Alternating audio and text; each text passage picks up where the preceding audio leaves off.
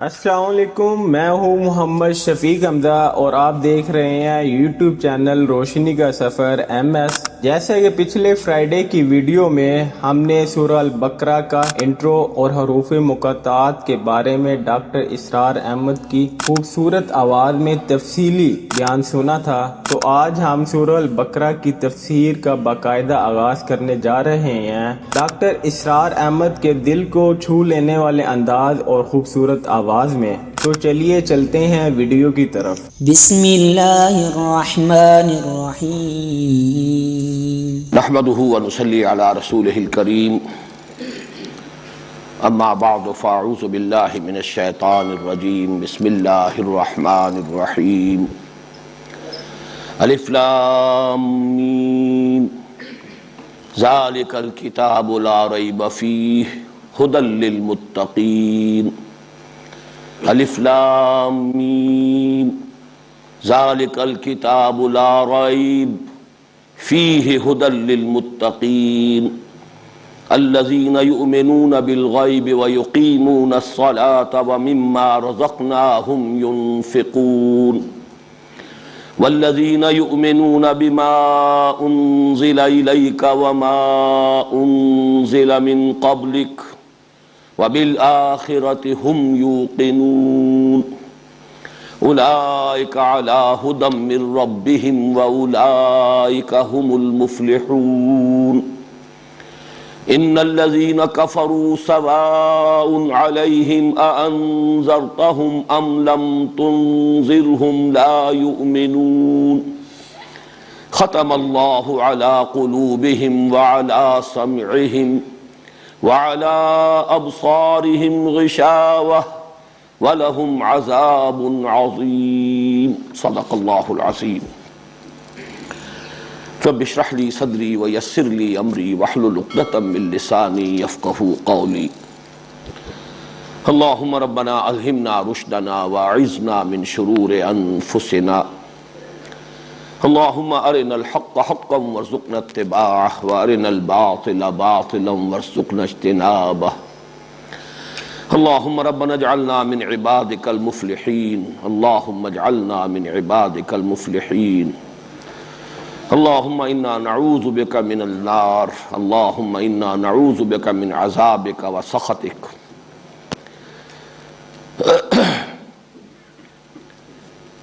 کل ہم نے سورہ بقرہ کی پہلی آیت جو حروف مقطعات پر مشتمل ہے اس پر گفتگو کرنی تھی۔ سورہ بقرہ کی دوسری آیت کو میں نے کل بھی تلاوت کے دوران 2 مرتبہ پڑھا اور آج بھی اس کو دہرایا۔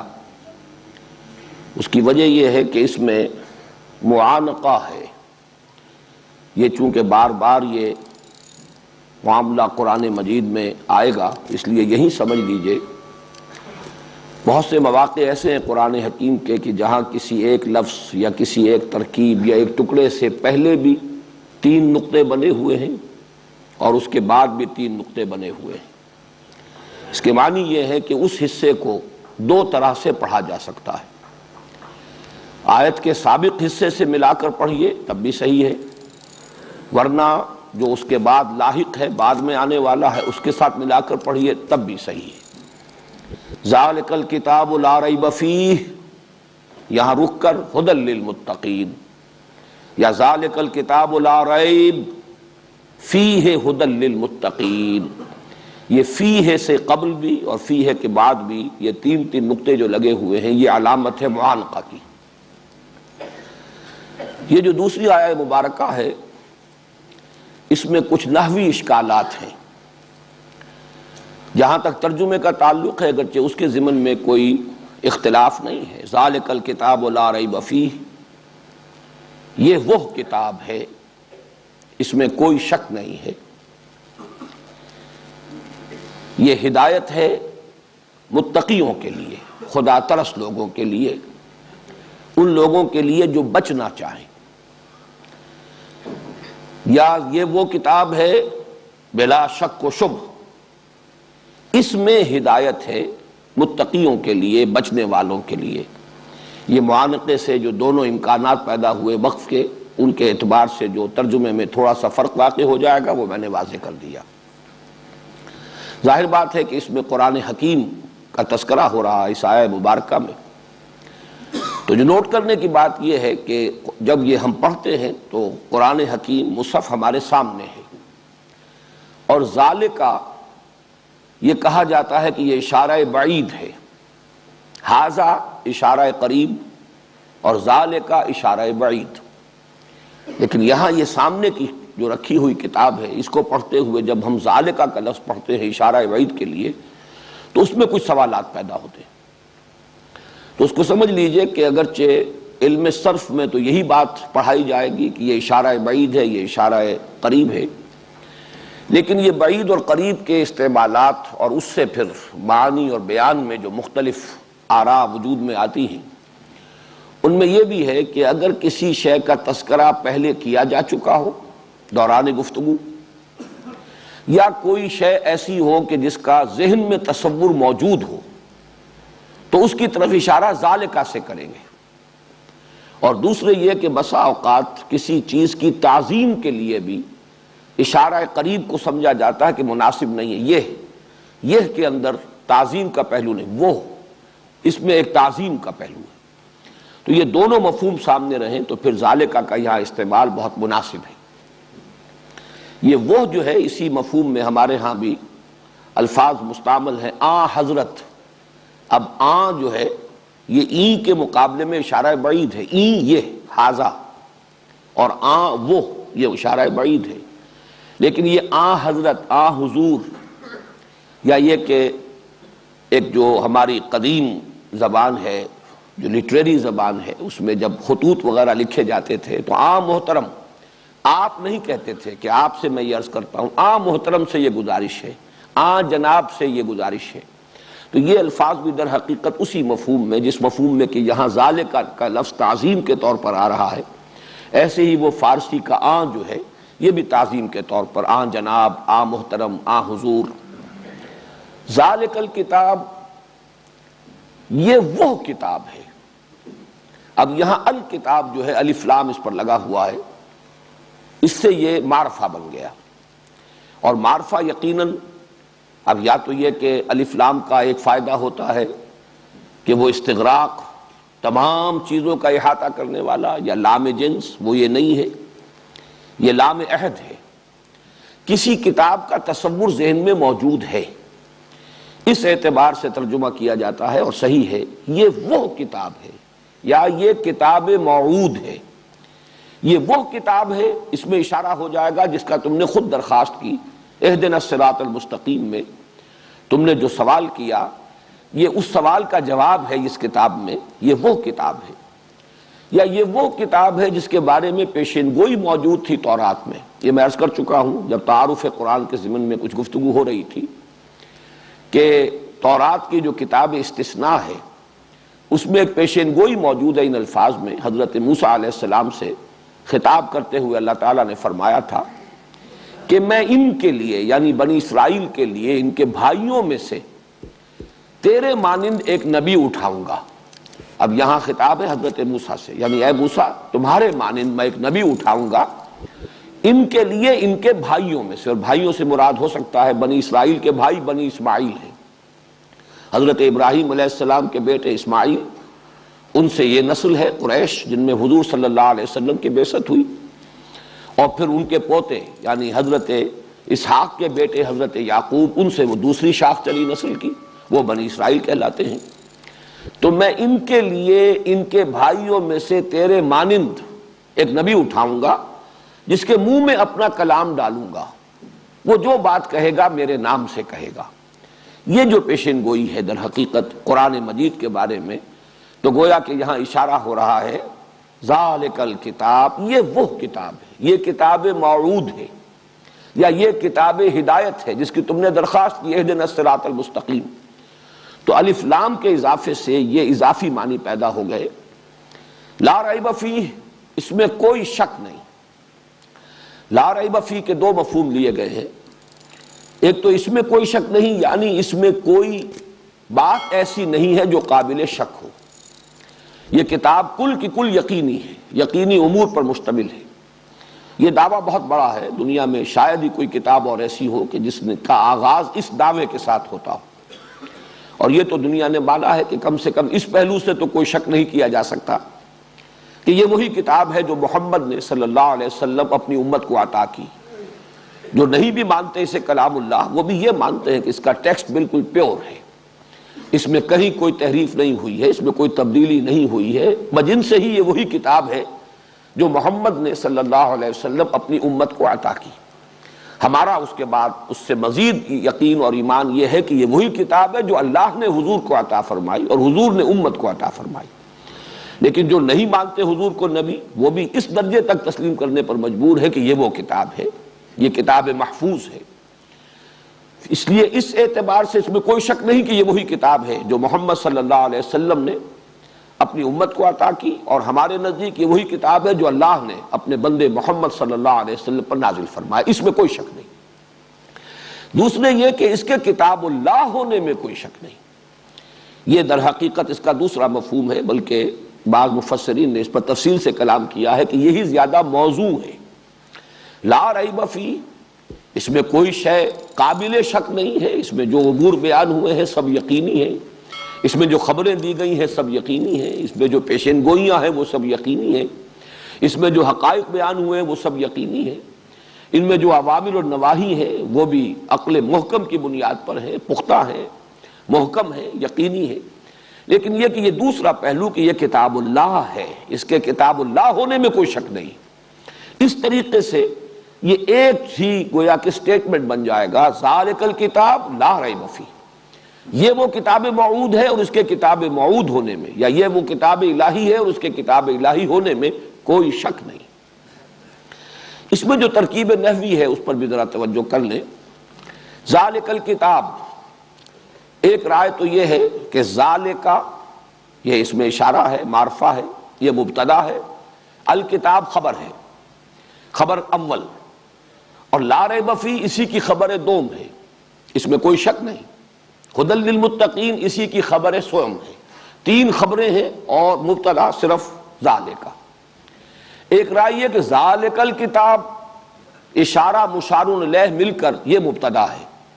اور باقی خبر ہے، لا ریب فیہ یہ خبر ہے، خبر اول، ھدی للمتقین خبر دوم۔ ایک اور رائے بھی ہے کہ اس سے پہلے مبتدا محذوف ہے،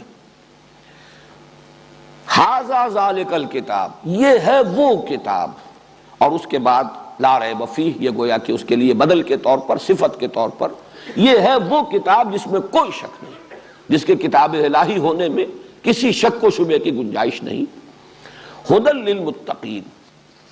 اس پر میں تعارف قرآن مجید کے ضمن میں گفتگو کر چکا ہوں۔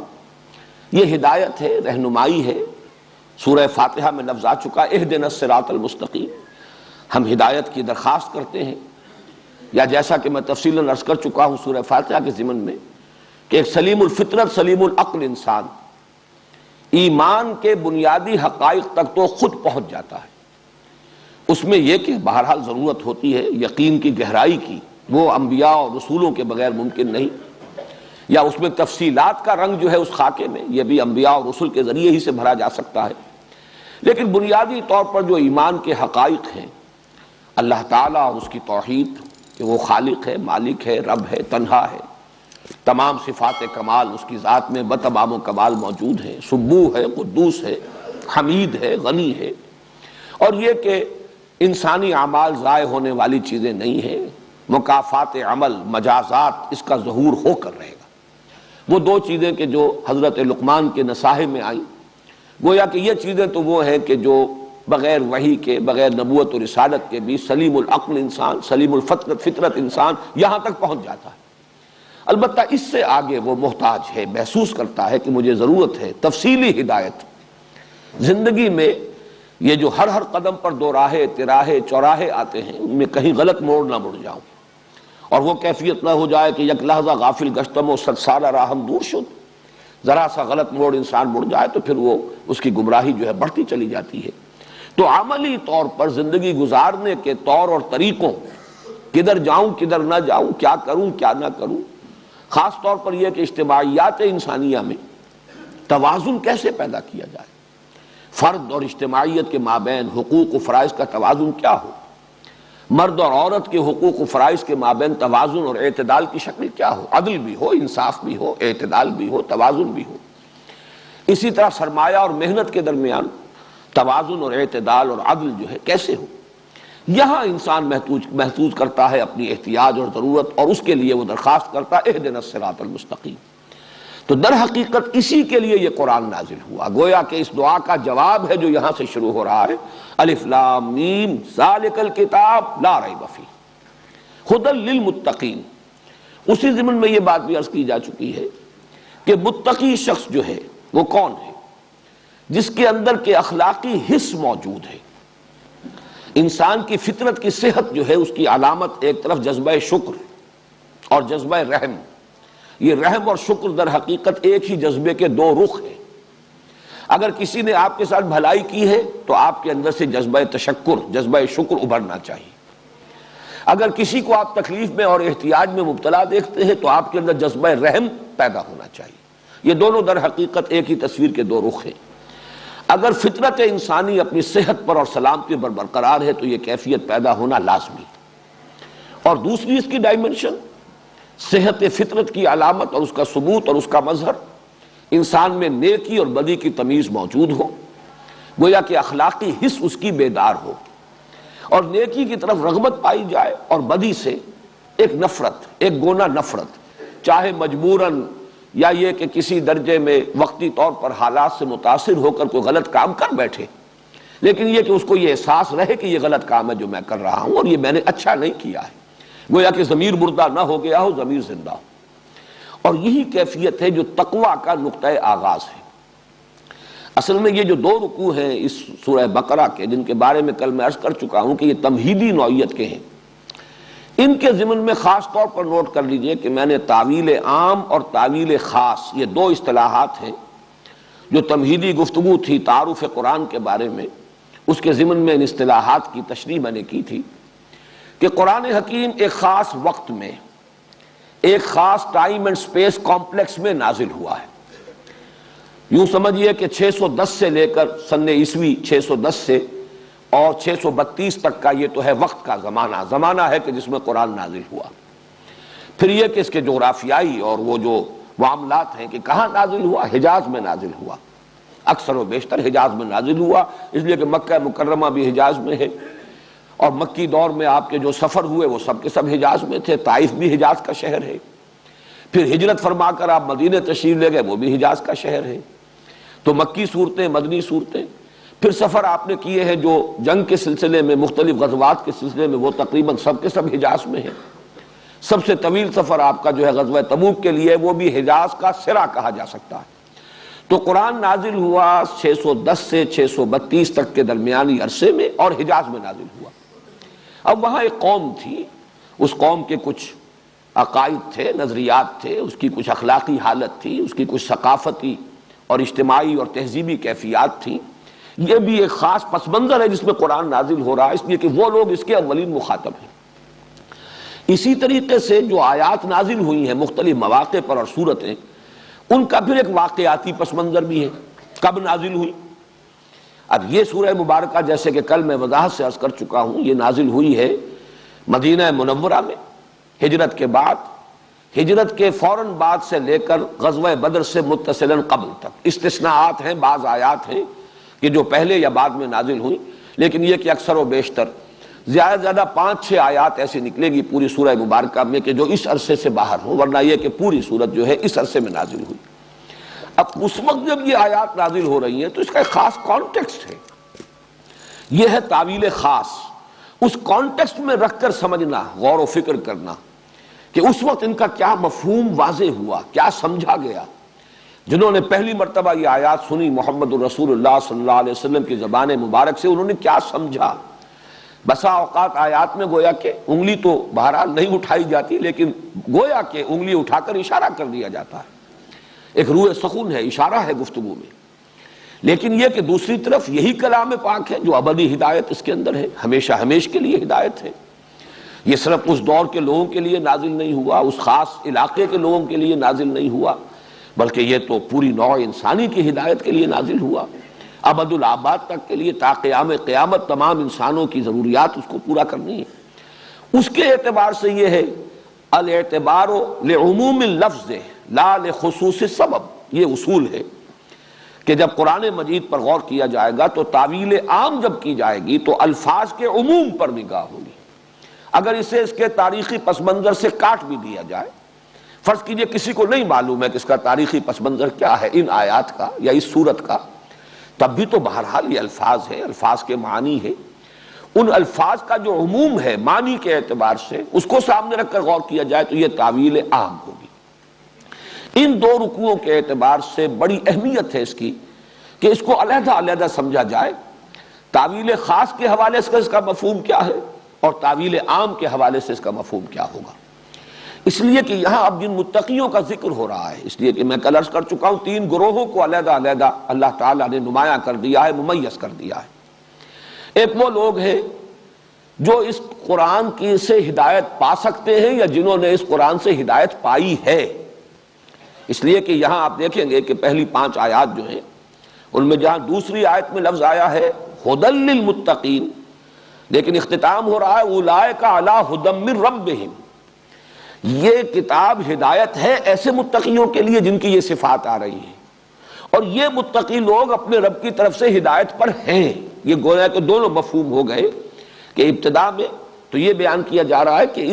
اس کی ہدایت سے استفادہ کون کر سکتے ہیں یا کنہوں نے کیا ہے، اور آخر میں بیان کر دیا کہ یہی لوگ ہیں کہ جو گویا کہ اس کتاب کی طرف سے جو ہدایت ملی ہے یہ اس کا مرقع ہے، اس کا نمونہ ہے۔ اگر دیکھنا ہو جیسے کہ ہم کہتے ہیں کہ درخت کو اس کے پھل سے پہچانا جاتا ہے، اس کتاب کی تاثیر کو دیکھنا ہو، اس کی ہدایت کے اثرات کو دیکھنا ہو، اس کی جو کیمیا گری ہے اس کا مشاہدہ کرنا ہو تو دیکھ لو، یہ محمد کے ساتھی موجود ہیں، یہ ابو بکر ہیں، یہ عمر ہیں، یہ حمزہ ہیں، یہ طلحہ ہیں، یہ زبیر ہیں، یہ مصعب بن عمیر ہیں، یہ تمام جو ساتھی ہیں محمد کے صلی اللہ علیہ وسلم، یہ اس درخت کے پھل ہیں،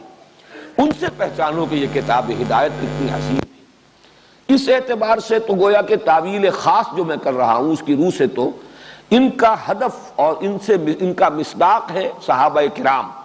جن کی ایک بڑی جمعیت حضور کے ساتھ منتقل ہوئی ہے، ہجرت کر کے نقل مکانی کر کے مدینے آئی ہے۔ حضور تنہا تو نہیں آئے، بلکہ آپ کے علم میں ہے کہ اکثر صحابہ جو ہیں وہ تو پہلے تشریف لا چکے ہیں مدینہ منورہ میں، حضور نے کافی پہلے اجازت دے دی تھی صحابہ کو کہ چلے جاؤ، اور خود منتظر رہے یہاں تک کہ واضح اور صریح اجازت اللہ تعالیٰ کی طرف سے آ گئی، تب پھر آپ نے سفر کیا ہجرت کا۔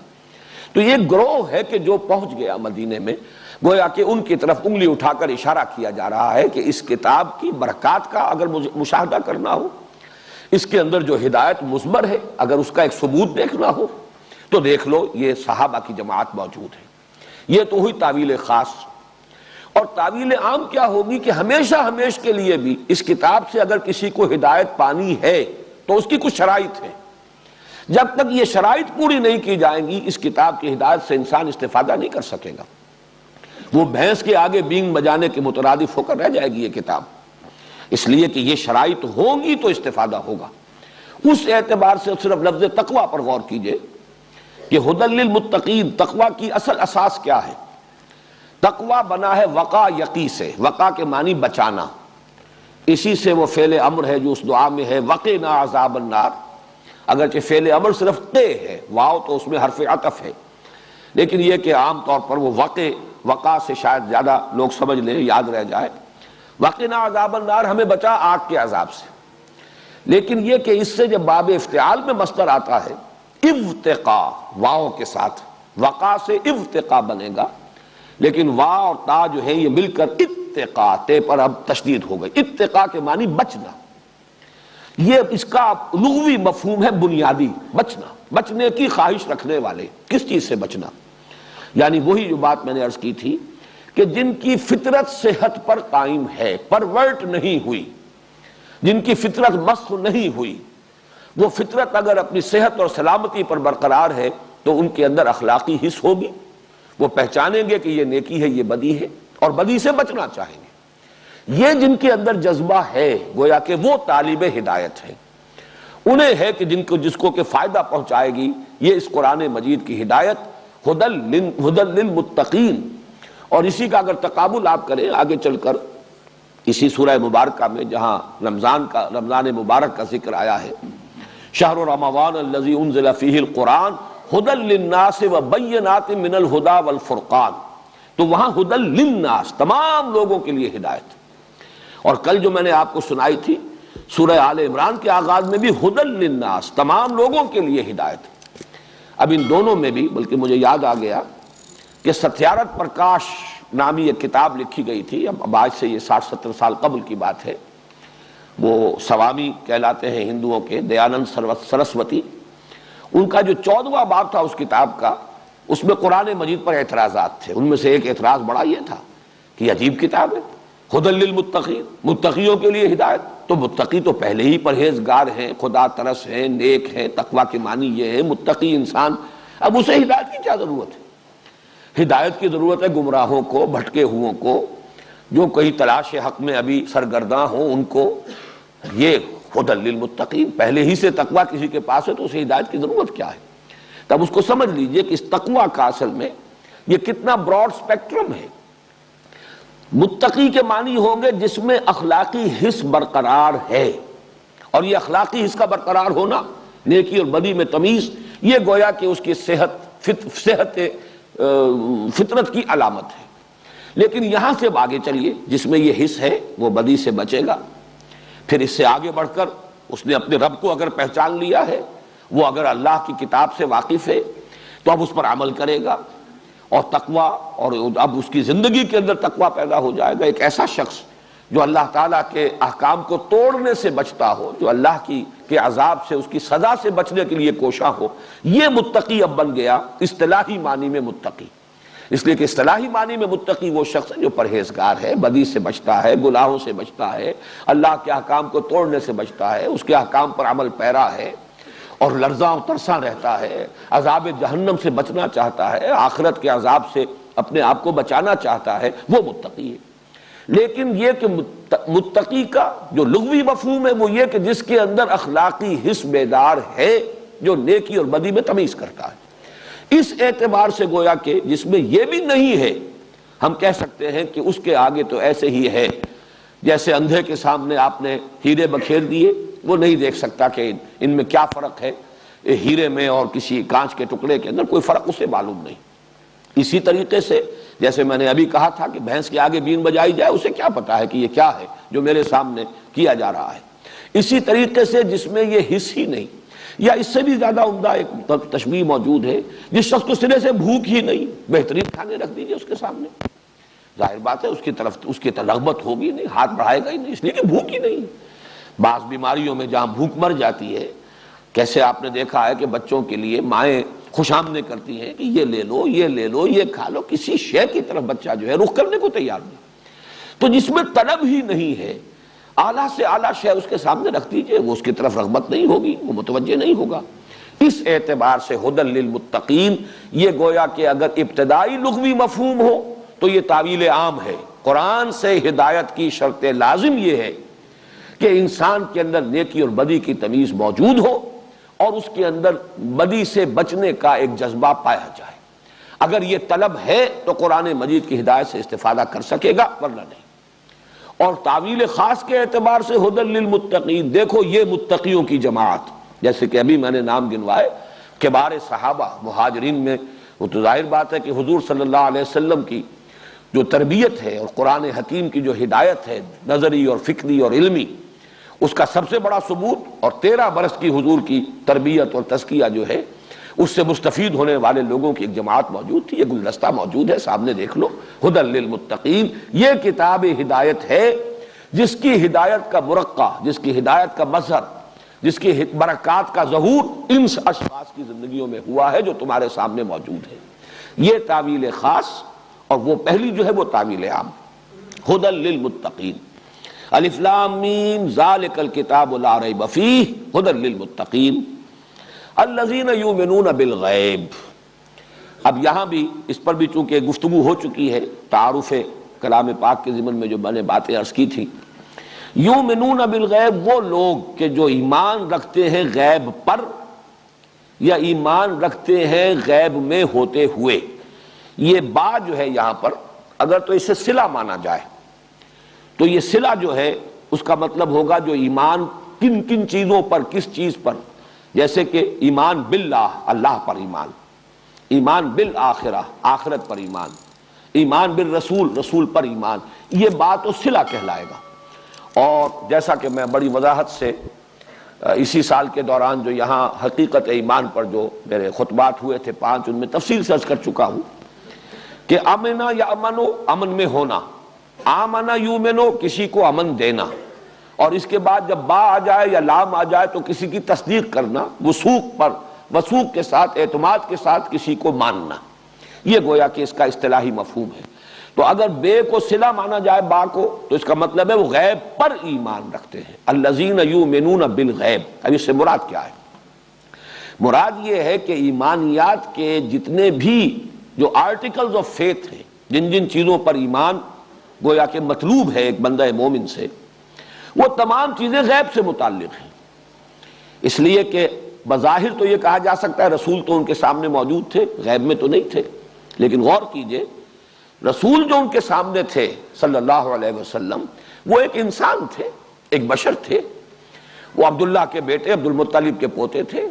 کسی کے بھتیجے تھے، اور حضرت خدیجہ کے شوہر یا حضرت عائشہ کے شوہر تھے، وہ ایک انسان تھے۔ رسول کا رسول ہونا یہ غیب سے متعلق شے تھی، یہ تو ان کے مشاہدے کی چیز نہیں تھی۔ اس اعتبار سے ایمان در حقیقت کل کا کل ایمان بالغیب ہے۔ کہا جا سکتا ہے قرآن تو ہمارے سامنے موجود ہے، لیکن قرآن ایک کتاب ہے، لکھی ہوئی ہے، عربی زبان کی ہے، چھپی ہوئی ہے، یہ تو ہمارے سامنے ہے، لیکن قرآن کا کتاب اللہ ہونا، کلام اللہ ہونا، یہ غیب سے متعلق ہے۔ اللہ تعالیٰ اگرچہ ہر جگہ موجود ہے، ہر آن ہر جگہ، ہوا معکم اینما کنتم، لیکن یہ کہ غیب کا پردہ تو ہمارے اور ان کے درمیان ہائی ہے۔ تو ایمان در حقیقت کل کا کل، چاہے بظاہر وہ ایسی چیز بھی ہو کہ جس کے بارے میں کہا جا سکے کہ وہ سامنے کی چیز ہے، حقیقت میں رسول کی ذات اور کتاب یہ قرآن مجید، یہ چاہے سامنے رسول صلی اللہ علیہ وسلم، اب تو خیر ہمارے سامنے نہیں ہے، لیکن صحابہ کرام کے سامنے تو موجود تھے، پھر بھی آپ کی رسالت جو ہے وہ غیب سے متعلق تھی۔ اسی طریقے سے اس قرآن کا کتاب اللہ ہونا یہ ایک امر غیبی ہے۔ تو یؤمنون بالغیب، جو غیب پر ایمان رکھتے ہیں۔ اس کے ضمن میں آپ کو یاد آیا ہوگا کہ میں نے عرض کیا تھا کہ حکمت جس کو کہا جاتا ہے، وزڈم، اس کا نقطہ آغاز ہی یہ ہے کہ انسان یہ سمجھ لے کہ اس کائنات میں جو کچھ سامنے نظر آ رہا ہے کل حقیقت یہ نہیں ہے، یا یہ سمجھ لے کہ ہمارے جو حواس ہیں ان سے اصل حقیقت تک رسائی ہمارے لیے ممکن نہیں ہے۔ اصل حقیقتیں وہ ہے جو حواس سے ماورا ہے۔ یہ بہت کچھ بہت ہی کم ہے جو نظر آ رہا ہے، یہ تو ٹپ آف دی آئس برگ کے مانند ہے۔ اصل آئس برگ جو ہے وہ پانی کی سطح کے نیچے ہے، وہ نظر نہیں آ رہا، ہڈن ہے۔ اس حقیقت کو جان لینا یہ گویا کہ حکمت کا نقطۂ آغاز ہے۔ میں نے وہ آپ کو حوالے بھی دیے تھے، کنفیوشس کا جملہ، یہ گویا کہ ایک حکیم اور دانا انسان تھے چین کے، انہوں نے بڑی پیاری بات کہی، ظاہر بات ہے انگریزی ترجمے ہی میں نے ان کے کچھ دیکھے تھے تو اس میں یہ جملہ یاد ہے کہ there is nothing more certain than what cannot be heard and there is nothing more real than what cannot be seen۔ جو چیزیں ان آنکھوں سے نہیں دیکھی جا سکتی ان سے زیادہ ریئل اور حقیقی چیزیں اور کوئی نہیں ہے، اور جو چیزیں جو باتیں ان کانوں سے نہیں سنی جا سکتی ان سے زیادہ یقینی باتیں کوئی نہیں۔ تو معلوم ہوا کہ ہمارے جو حواس ہیں وہ تو بہت تھوڑی سی دور تک ان کی رسائی ہے، دائرہ جو ہے بہت ہی ان کی رسائی کا دائرہ بہت محدود ہے۔ اصل حقائق وہ ہے کہ جو پردہ غیب میں مستور ہے، جن تک کہ ہمارے حواس کی رسائی نہیں، یہ گویا کہ نقطہ آغاز ہے۔ تو یؤمنون بالغیب وہی لوگ کہ جو یہ مانتے ہیں۔ اس کے مقابلے میں لفظ آئے گا یؤمنون بالتجربۃ والشہود۔ آج کی دنیا جو ہے، آج کے انسان کا جو اصل ذہن کا تانا بانا بنا ہے اس کے فکر کا، میرا جو کتاب چاہ اسلام کی نشت ثانیہ کرنے کا اصل کام، اس کے آغاز میں میں نے اسی پر بحث کی ہے۔ آج کا انسان جو ہماری یہ سائنٹیفک ایرا ہے اور اس کی جو سویلائزیشن ہے، اس کی بنیاد جس فکر پر ہے وہ یہ ہے کہ ماورائی حقائق ہوں گے، ہم نفی نہیں کرتے، ہوگا کوئی خدا، شاید کوئی creator who, we don't know, لیکن چونکہ ہم نہ چھو سکتے ہیں، نہ دیکھ سکتے ہیں، نہ ہمارے حواس کی وہاں تک رسائی ہے، لہذا ہم نہیں کہہ سکتے کہ ہے، شاید ہو شاید نہ ہو۔ کوئی موت ہے کہ بعد بھی زندگی ہے، ممکن ہے ہو ممکن ہے نہ ہو۔ ہم کوئی بات نہیں کہہ سکتے، اس لیے کہ کسی نے موت کی سرحد کے پار جھانک کر نہیں دیکھا اور کسی نے واپس آ کر خبر نہیں دی۔ اسی طریقے سے روح کوئی شے ہے یا نہیں، جسم تو ہے، ہم ڈسیکٹ کرتے ہیں، اس کی فزیولوجی، اس کے مختلف اعضاء کا جو بھی وظائف الاعضاء کا علم ہے وہ بھی ہمارے سامنے ہے،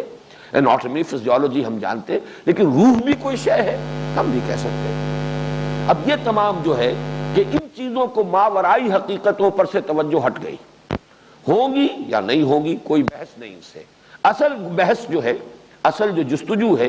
اصل جو گفتگو ہے، اصل جو دلچسپی ہے، وہ اس دنیا سے ہے، اس عالم سے ہے کہ جو ہمارے حواس کی رسائی جن تک ہے۔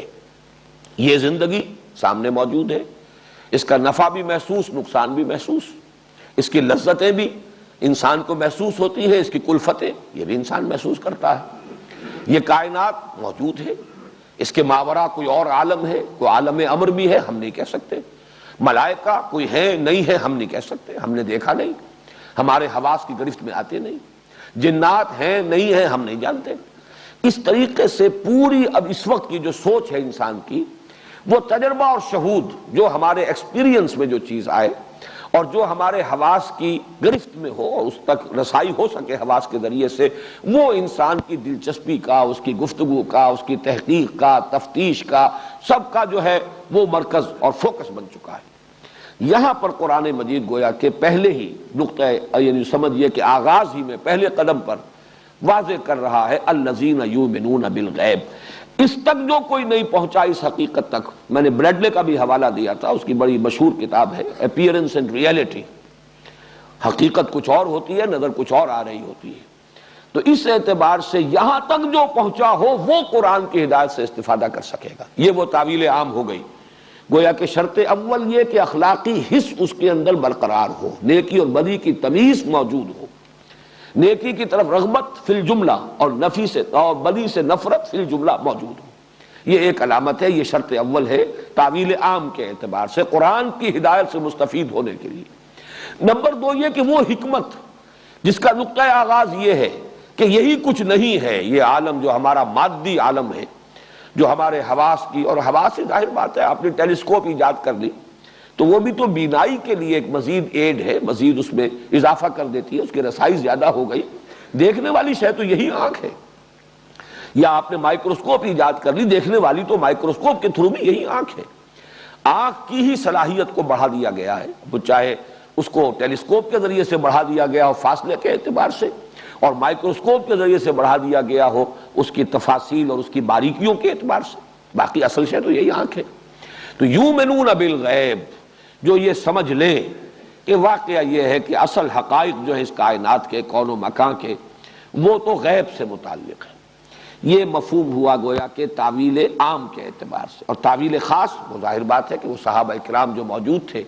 وہ ظاہر بات ہے سب کو معلوم تھا یہ اللہ کو مانتے ہیں، آخرت کو مانتے ہیں، فرشتوں کو مانتے ہیں، جنات کے وجود کو تسلیم کرتے ہیں، وحی کو مانتے ہیں، کتاب کو مانتے ہیں، نبوت و رسالت کے قائل ہیں، بعث بعد الموت کے قائل ہیں، جنت کو مانتے ہیں، دوزخ کو مانتے ہیں، سب کو معلوم تھا وہ ایمانیات۔ اب کوئی، چونکہ یہ سورہ مبارکہ نازل ہو رہی ہے جبکہ قرآن کو نازل ہوتے ہوئے 13واں برس ہے، 12 برس میں 2/3 قرآن نازل ہو چکا، جس میں کہ ساری مفصل بحثیں جو ایمان سے متعلق ہیں وہ تو آ چکی۔ اس اعتبار سے تعویل خاص جب دیکھیں گے، زمانہ نزول کے اعتبار سے اس کو خاص کانٹیکسٹ میں رکھ کر جب ان آیات پر غور کریں گے تو معلوم ہوگا کہ وہ لوگ، ان کا دوسرا وصف، وہ جماعت جو محمد رسول اللہ صلی اللہ علیہ وسلم کی مسیحائی اور آپ کی تربیت اور تزکیے کے ذریعے سے وجود میں آئی تھی، وہ نظر آ رہا ہے وہ غیب پر یقین رکھتے ہیں، اور یقین بھی پختہ یقین، بلکہ اتنا یقین جتنا کہ اپنے حواس سے معلومات حاصل ہونے والی چیزیں ہیں وہ اتنی یقینی نہیں سمجھتے، اور وہ غیب کی جو خبریں دی ہیں محمد رسول اللہ صلی اللہ علیہ وسلم نے، ان پر ان کا یقین کہیں زیادہ ہے ان چیزوں سے کہ جو آنکھوں سے نظر آنے والی اور کانوں سے سنی جانے والی۔ دوسرا مفہوم اس کا لیا گیا ہے یہ بعض ظرفیہ، یؤمنون بالغیب یعنی غیب میں رہتے ہوئے ایمان لاتے ہیں۔ اصل میں یہ ایک بڑی عمدہ تعبیر ہے، مولانا امین حسن اصلاحی صاحب نے بہت ہی شد و مد کے ساتھ یہ دوسری رائے ظاہر کی ہے۔ عام طور پر مفسرین کی رائے وہی ہے جو میں پہلے بیان کر چکا ہوں، لیکن یہ کہ بعض ظرفیہ قرآن مجید میں اس کا بہت سا استعمال ہوا ہے۔ الذین یخشون ربہم بالغیب، وَهُمْ مِنَ السَّاعَةِ مُشْفِقُونَ سورہ انبیاء کی آیت نمبر 49 ہے۔ اپنے رب سے ڈرتے رہنا غیب میں ہوتے ہوئے۔ اب یہاں پہ بالغیب جو ہے، غیب پر اس معنی نہیں ہو سکتے اس کے، الذین یخشون ربہم بالغیب، یہ ظرف کو کہ کہاں آپ ہیں، آپ غیب میں ہیں، یہ بڑا پیارا انداز ہے۔ اصل میں اللہ غائب نہیں ہے، غائب ہم ہیں، غیب میں ہم ہیں، اللہ غیب میں نہیں ہے، غیب میں ہم ہیں۔ بات تو ایک ہی ہے، ہمارے اور اللہ کے مابین غیب کا پردہ حائل ہے۔ اب یہ کہ ہم محجوب ہیں یا اللہ محجوب ہے، اللہ غیب میں ہے یا ہم غیب میں ہے، لیکن یہ کہ یہ بڑی خوبصورت تعبیر ہے کہ غیب میں ہم ہیں۔ میں نے اپنے وہ میٹرک کے زمانے میں عربی کی ایک نظم پڑھی تھی، ہمارے نصاب میں تھی، بڑا پیارا شعر ہے اس کا، اغیب وذو اللطائف لا یغیب وارجوہ رجان لا یخیب، میں غائب ہو جاتا ہوں، میں غافل ہو جاتا ہوں، وہ لطائف والا یعنی اللہ ذو اللطائف وہ تو غائب نہیں ہوتا، وہ تو ہر جگہ ہے، ہر آن ہے، موجود ہے، وہ تو متوجہ رہتا ہے، وہ تو انتظار میں رہتا ہے۔ جیسے کہ آتا ہے کہ ہر رات کو اس کے آخری حصے میں اللہ تعالیٰ نزول فرماتے ہیں سمائے دنیا تک، اور پھر ندا ہوتی ہے کوئی مانگنے والا کہ میں اسے عطا کروں، حل من سائل فأعطیہ، حل من مستغفر فاغفر لہ، ہے کوئی کہ استغفار کرنے والا کہ میں اسے بخش دوں۔ تو ہم تو مائل میں کرم ہے، کوئی سائل ہی نہیں، راہ دکھلائیں کسے رہنم منزل ہی نہیں۔ اس اعتبار سے ہم محجوب ہیں، اصل میں ہم اپنے دھندوں میں لگے ہوئے ہیں، ہم دنیا کی دلچسپیوں میں مست ہیں، مگن ہیں، کچھ حال مست کچھ مال مست، اللہ کی طرف ہم متوجہ نہیں ہوتے۔ اس معنی میں یہ تعبیر بڑی خوبصورت ہے کہ بالغیب، غیب میں رہتے ہوئے ایمان لانا، یعنی حقائق اگر سامنے ہو تو کون ایمان نہیں لائے گا۔ اس میں گویا کہ ایک طرح سے تعریف کا پہلو ہے، ان کی تحسین کا پہلو ہے۔ یہ وہ لوگ ہیں کہ جو غیب میں ہونے کے باوجود مان رہے ہیں، اللہ کو دیکھا نہیں لیکن اللہ کو مانتے ہیں، جنت کو دیکھا نہیں جنت کی درخواستیں کر رہے ہیں، دوزخ کو دیکھا نہیں دوزخ سے پناہ طلب کر رہے ہیں۔ تمام چیزوں کو بغیر دیکھے اور غیب میں ہوتے ہوئے ماننا، یہ گویا کہ ایک تحسین کا کلمہ ہے، الذین یؤمنون بالغیب۔ اسی بات ظرفیہ جو ہے، اس کی کچھ اور مثالیں بھی ہیں، سورہ ملک میں بھی ہے، ان الذین یخشون ربہم بالغیب لہم مغفرۃ واجر کبیر، وہ لوگ جو غیب میں ہوتے ہوئے اپنے رب سے خشیت اور اپنے رب سے ڈرتے رہتے ہیں، ان کے لیے مغفرت بھی ہے اور بہت بڑا اجر اور ثواب ہے۔ یا سورہ فاطر میں ہے، انما تنذر الذین یخشون ربہم بالغیب واقاموا الصلاۃ، اے نبی آپ خبردار کر سکتے تھے انہی لوگوں کو جو اپنے رب سے ڈرتے ہیں غیب میں ہونے کے باوجود۔ تو گویا کہ ہم غیب میں ہیں۔ اس کا ایک اور مفہوم لیا گیا ہے، وہ یہ ہے کہ یؤمنون بالغیب، اس میں گویا کہ ایک طرح سے اشارہ کیا جا رہا ہے منافقین کی طرف، جیسا کہ اگلے رکوع میں بات آئے گی، اب اگلے ہفتے ہم اسے پڑھیں گے۔ یہ منافق کون تھے؟ یہ مسلمانوں کی مجلس میں آ کر تو دعویٰ کرتے تھے کہ ہم ایمان رکھتے ہیں، مانتے ہیں محمد کو صلی اللہ علیہ وسلم، مانتے ہیں قرآن کو،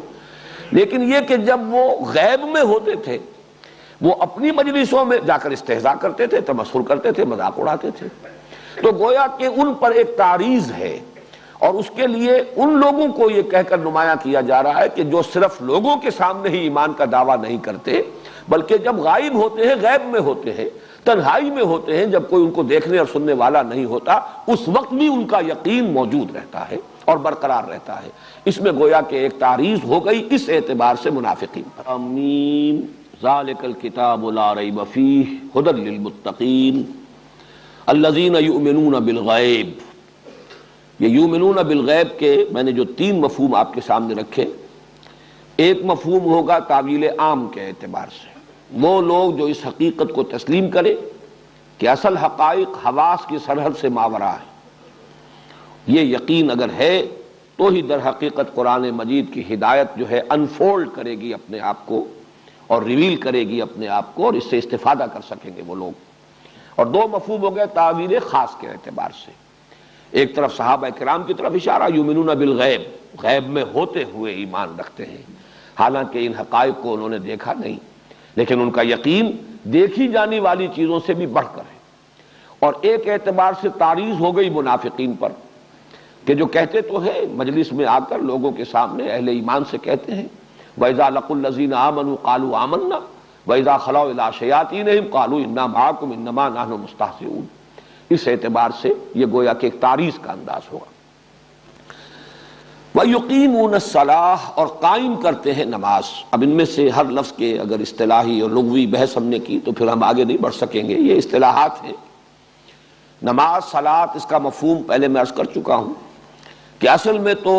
توجہ، عنایت کسی کی طرف یا کسی کی طرف التفات، اقدام اس کی طرف،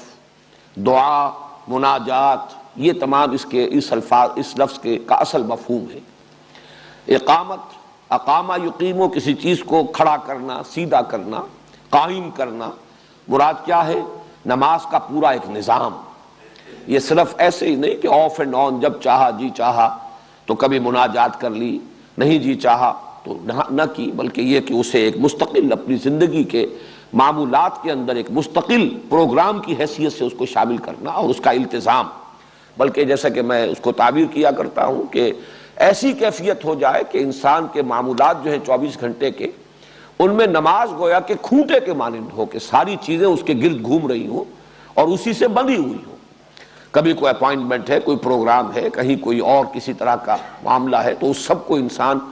اپنے پلاننگ کے اندر نماز کے حوالے سے اس کے لیے نظام العمل اور نظام الاوقات بنائے۔ یہ زندگی کے اندر نماز جو ہے بالکل ایک عمود اور کھوٹے کے مانند ہو جائے۔ تو الذین ویقیمون الصلاۃ، وہ قائم کرتے ہیں نماز کو۔ اس میں بھی نوٹ کیجئے دونوں امکانات ہیں، تعویل عام، اس لیے کہ تعویل عام کے اعتبار سے جب بار بار میں حوالہ دے رہا ہوں حضرت لقمان کا، ان کی نصائح میں بھی موجود ہے، یا بنی اقیم الصلاۃ وامر بالمعروف وانہی عن المنکر، اے میرے بچے نماز قائم کر۔ اب ظاہر بات ہے وہ نماز وہ نہیں تھی جو ہمیں محمد عربی صلی اللہ علیہ وسلم کے ذریعے سے ملی۔ یہ نماز کا نظام، یہ مناجات، یہ دعا،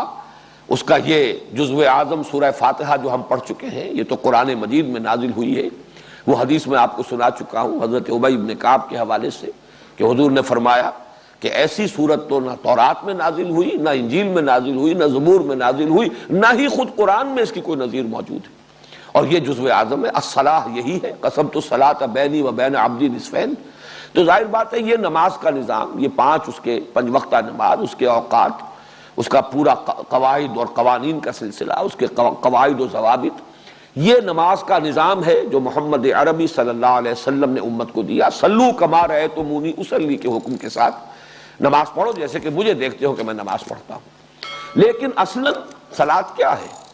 وہی سلیم الفطرت سلیم العقل انسان جب وہ پہچان لیتا ہے کوئی ہستی ہے، خالق، مالک، رب، اور اس کی طرف لوٹ کر بھی جانا ہے، اس کی طرف سے جزا یا سزا ہو کر رہے گی، تو پھر اس سے ایک تعلق، اس سے اپنا ایک ذہنی رابطہ قائم رکھنے کے لیے کوئی نہ کوئی مناجات کا نظام، جس سے کہ وہ انسان اس دنیا کی اپنی مشغولیتوں میں، معمولات میں گم ہو کر رہ جاتا ہے، بھول جاتا ہے۔ وہ جو اقبال کا شعر ہے کہ کافر کی یہ پہچان کے آفاق میں گم ہے اور مومن کی یہ پہچان کے گم اس میں ہے آفاق۔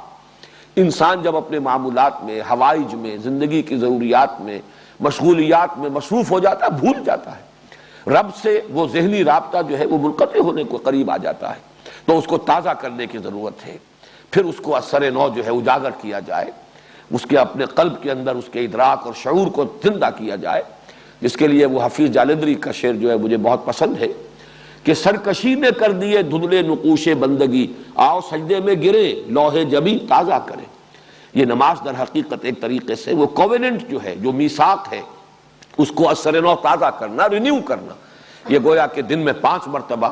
ہم اپنے اس میثاق کو، قول و قرار کو، معاہدے کو، کووننٹ جو ہے اللہ کے ساتھ، انہیں ہم رینیو کرتے ہیں، تازہ کرتے ہیں۔ تو الذین یقیمون الصلاۃ، اب اس میں تعویل خاص جو ہے وہ ظاہر بات ہے، حضور صلی اللہ علیہ وسلم نے امت کو یہ نظام پہلے ہی دے دیا تھا۔ صلاۃ پنجگانہ کا نظام مکی دور میں آ چکا، اس لیے کہ یہ پورا نظام جو ہے یہ شب معراج میں یہ پورا نظام ایک یعنی تفصیل کے ساتھ حضور صلی اللہ علیہ وسلم کو عطا کیا گیا، اور اس کے بعد سے اقامت صلاۃ جو ہے وہ مکی دور سے شروع ہو چکی ہے۔ تو گویا کہ یہ موجود ہے، وَيُقِيمُونَ الصَّلَاةَ وَمِمَّا رَزَقْنَاهُمْ يُنْفِقُونَ، اور جو کچھ ہم نے انہیں دیا ہے اس میں سے خرچ کرتے ہیں۔ نفقہ ینفقو کے معنی ہے خرچ ہو جانا، ختم ہو جانا، نفقت الدراہم، پیسے ختم ہو گئے، رقم خرچ ہو چکی، اور انفاق باب افعال سے خرچ کرنا، کھپانا، لگانا، یہ ہے انفاق، لگا دینا، خرچ کر دینا، صرف کر دینا۔ اب ظاہر بات ہے کہ خرچ تو انسان کرتا ہی ہے. ایک تو یہ کہ خسیس لوگ، بخیل لوگ جو سینت کر رکھتے ہیں، گویا کہ ان کو بھی ایکسکلوڈ کر دیجئے یہاں، کہ یہاں اللہ مما رزقناہم ینفقون سے وہ لوگ نکل گئے، بلکہ خرچ کرنا. اور خرچ کرنے میں بھی ایک ہے اپنی عیش پر خرچ کرنا، اپنی عیاشی پر، اپنے اسراف میں خرچ کرنا، تبذیر میں خرچ کرنا، اپنی ہی ضروریات پر خرچ کرنا جو ہر انسان کرتا ہے. یہ چیزیں بھی یہاں سے خارج ہو جائیں گی، اس لیے کہ یہاں تو ایک مدح کے یعنی مقام پر ذکر ہو رہا ہے. تو مراد ہے، اگرچہ یہاں پہ الفاظ موجود نہیں ہے فی سبیل اللہ یا مرضات اللہ کے لیے، اللہ کی رضا جوئی کے لیے خرچ کرنا، مراد یہ ہے وَمِمَّا رَزَقْنَاهُمْ يُنْفِقُونَ، جو کچھ ہم نے انہیں دیا ہے اس میں سے خرچ کرتے ہیں اللہ کی رضا کے لیے. ویسے یہ کہ قرآن مجید میں اللہ کی رضا کے لیے خرچ کرنے کے لیے لفظ زکوٰۃ بھی ہے، صدقات بھی ہے، انفاق بھی ہے، ایتاء مال بھی ہے. اس میں سب سے جامع اصطلاح جو ہے انفاق ہے. اور اس سورہ مبارکہ میں خاص طور پر انفاق کے موضوع پر آگے چل کر پورے 2 رکوع آئیں گے، بہت ہی شرح و بسط کے ساتھ یہ جو ہے اصطلاح پوری طرح پر اجاگر ہو کر نکھر کر سامنے آئے گی. اور اس میں زیادہ پہلو ہوتا ہے دین کے لیے خرچ کرنا، جس میں سے جیسے کہ مثال ہمارے سامنے حضرت ابو بکر صدیق کی ہے رضی اللہ تعالی عنہ. وہ خاصے بڑے سرمایہ دار تھے، تاجر تھے، سرمایہ ان کے پاس تھا، لیکن یہ کہ انہوں نے اپنا سارا سرمایہ خرچ کر دیا، لگا دیا حضور صلی اللہ علیہ وسلم کے مشن پر. اور خاص طور پر یہ کہ غلاموں کے طبقات میں سے جو لوگ ایمان لائے تھے ان کو خرید کر بڑی بھاری رقمیں دے کر، جو ان کے آقا تھے منہ مانگے دام انہیں دے کر انہیں خریدا اور آزاد کیا، جن میں حضرت بلال رضی اللہ تعالیٰ عنہ سر فہرست تھے. تو یہ ان کا انفاق ہے. تو گویا کہ یہ پھر ایک علامت، ایک وصف، ان کی ایک خاص نمایاں خصوصیت، یہ تعویل خاص. اور تعویل عام میں گویا کہ یہاں پر وہ بخیل لوگ نکل جائیں گے، اور وہ لوگ کہ جو تبذیر پر یا صرف اسراف پر پیسہ لٹاتے ہوں اور صرف اپنے ہی لیے، اپنی ہی ضروریات پر صرف کرتے ہوں، نہیں، بلکہ یہ کہ خیر کے لیے، بھلائی کے لیے، نیکی کے لیے، غرباء کے لیے، محتاجوں کے لیے، مساکین کے لیے. یہ بھی در حقیقت وہ جو فطرت کی صحت ہے اس کی ایک علامتوں میں سے علامت ہے. جیسا کہ میں نے عرض کیا تھا کہ جہاں شکر جو ہے ایک رخ ہے، وہاں رحم،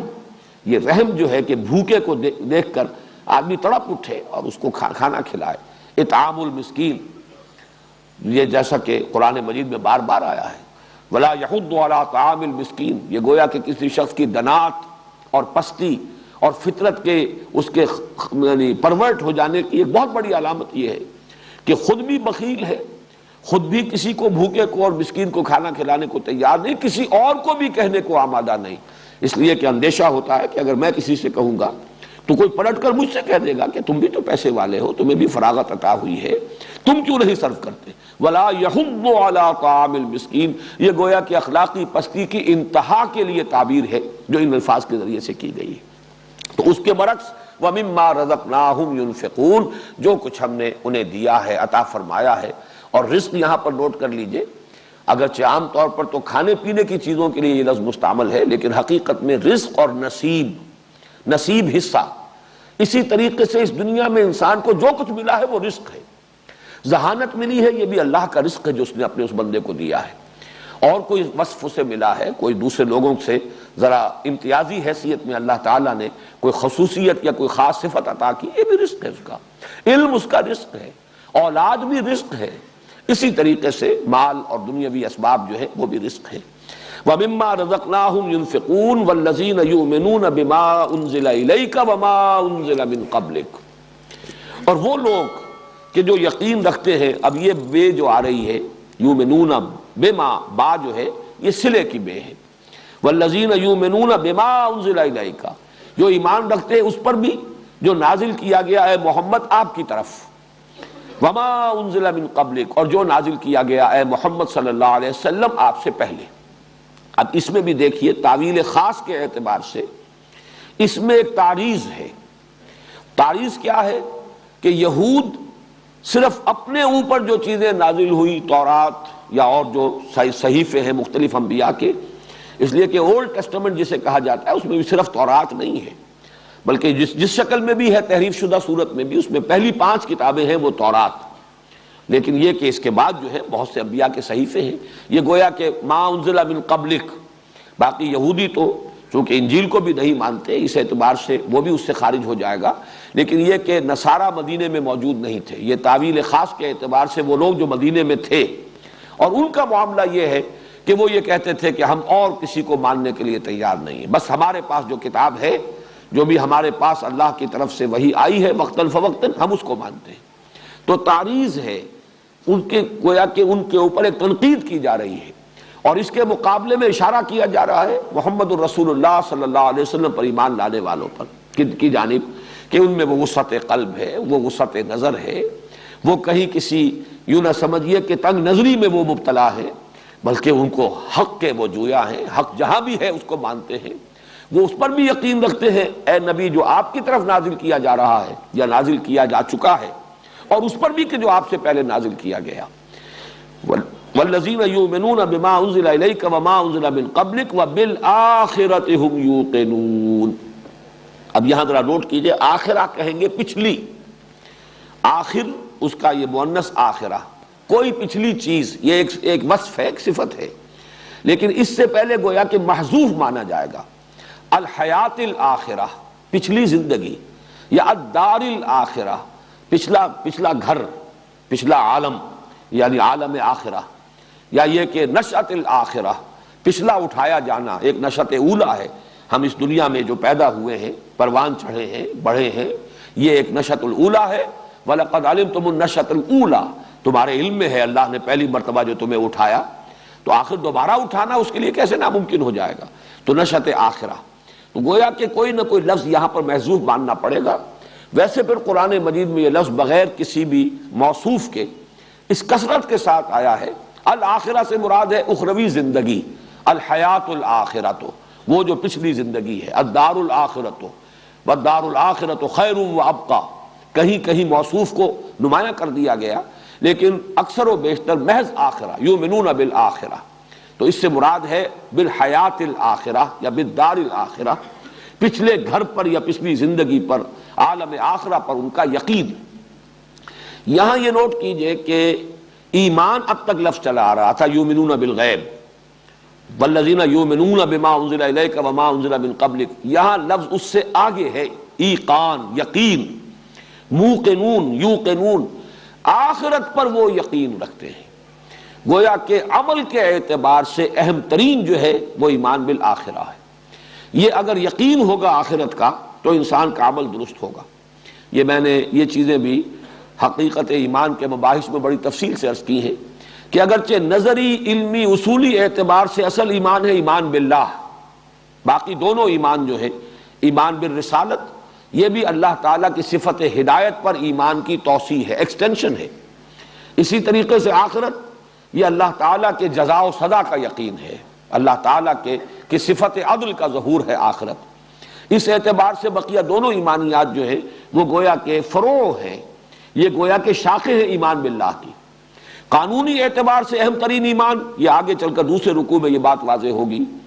کہ جہاں پر کہ در حقیقت پانی مرتا تھا منافقوں اور یہودیوں کے ضمن میں، وہ یہ ہے کہ وہ حضور کو ماننے کو تیار نہیں تھے، آخرت کو ماننے کا اقرار کرتے تھے اور اللہ کو ماننے کا اقرار کرتے تھے۔ وَمِنَ النَّاسِ مَن يَقُولُ آمَنَّا بِاللَّهِ وَبِالْيَوْمِ الْآخِرِ وَمَا هُمْ بِمُؤْمِنِينَ، گویا کہ وہاں نفی جو تھی یا کمی جو تھی وہ ایمان بالرسول کی تھی، اور قانونی اعتبار سے اہم ترین ایمان ایمان بالرسول ہے۔ رسول کو مانیں گے تبھی آپ کو معلوم ہوگا کہ اللہ کو کن اسماء و صفات کے حوالے سے ماننا ہے۔ آمنت باللہ کما ہوا باسمائہ و صفاتہ۔ اسی طریقے سے آخرت کو جب رسول کو مانیں گے تو معلوم ہوگا کہ اس کی تفاصیل کیا ہے، بعث بعد الموت ہے، حساب کتاب ہے، جزا سزا ہے، وزن اعمال ہے، جنت ہے، دوزخ ہے۔ گویا کہ قانونی اعتبار سے کوئی شخص موحد اعظم ہو اور وہ رسول کو نہیں مانتا وہ کافر شمار ہوگا۔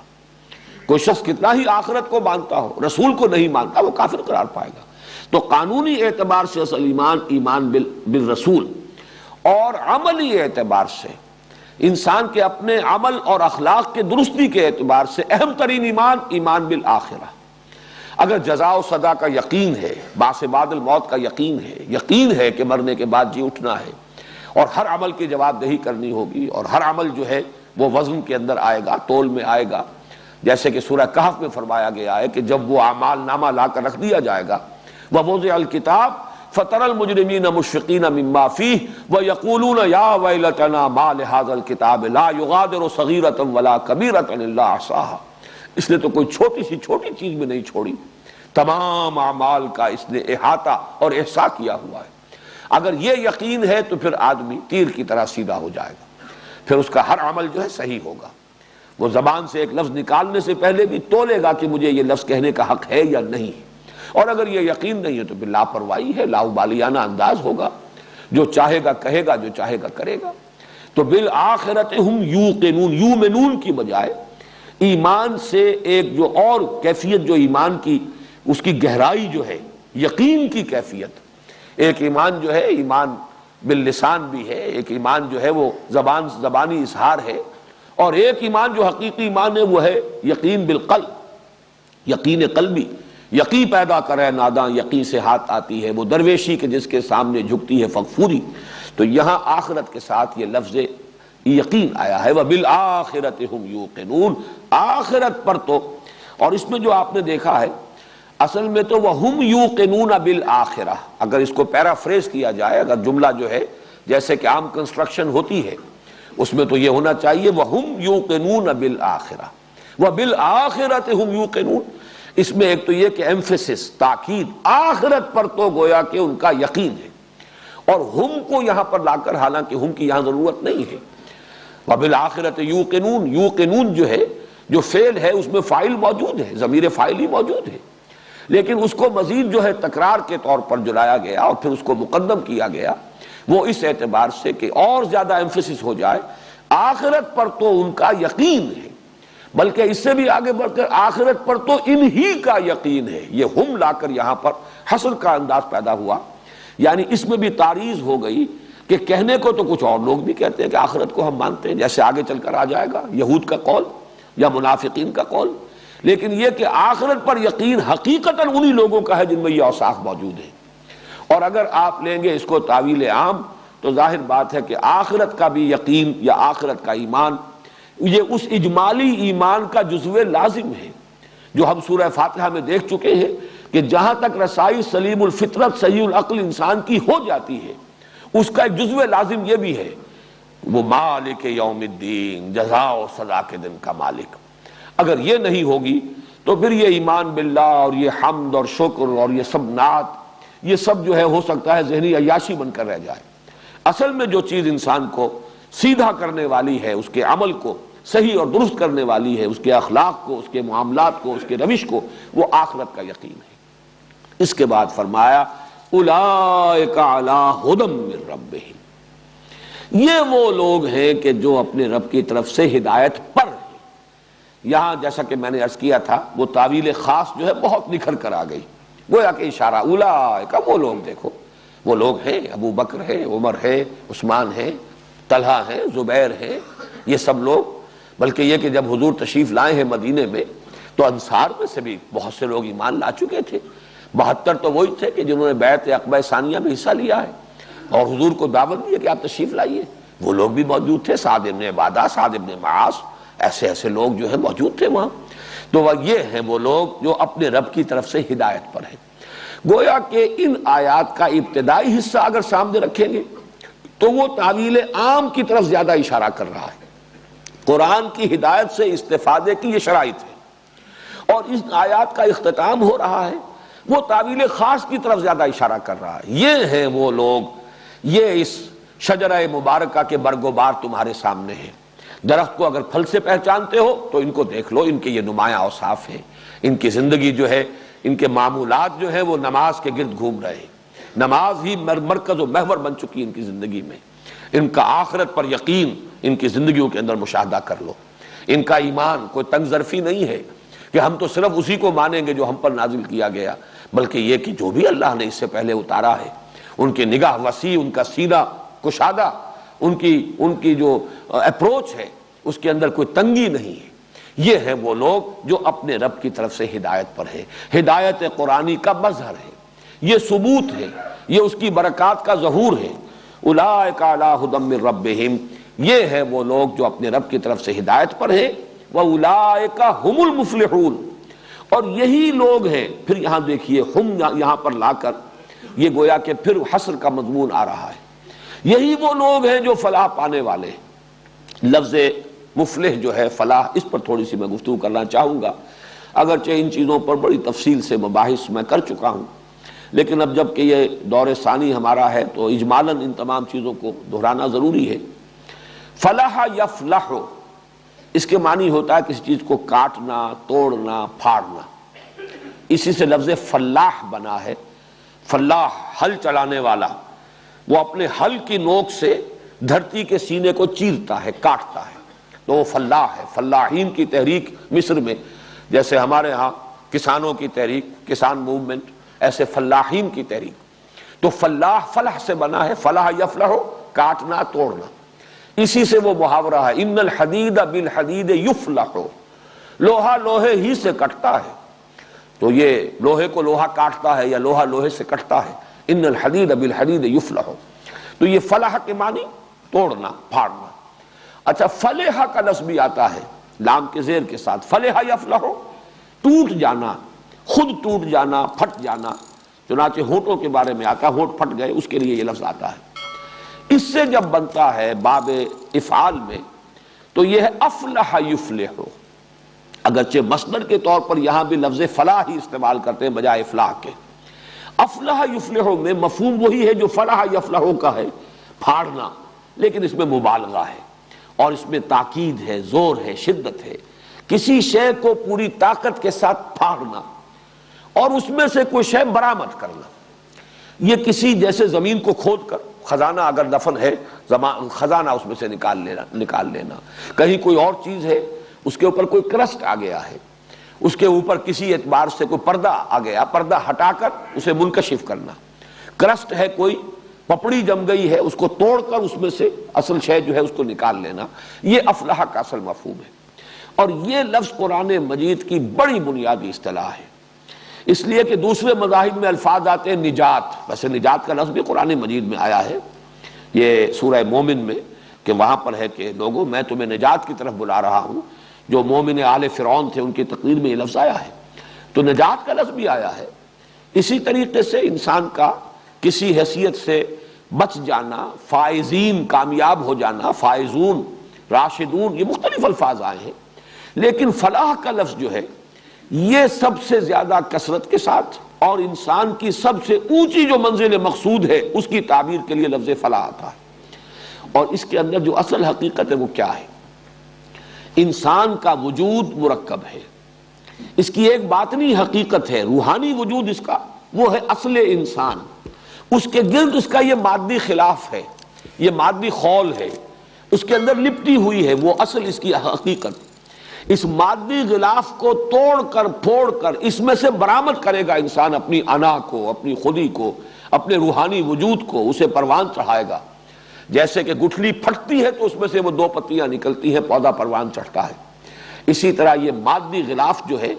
یہ ہے جو ہمیں اپنی اصل حقیقت سے بے خبر رکھتا ہے، غافل رکھتا ہے۔ جیسے کہ سورہ حشر میں آیا ہے وَلَا تَكُونُوا كَالَّذِينَ نَسُوا اللَّهَ فَأَنسَاهُمْ أَنفُسَهُمْ،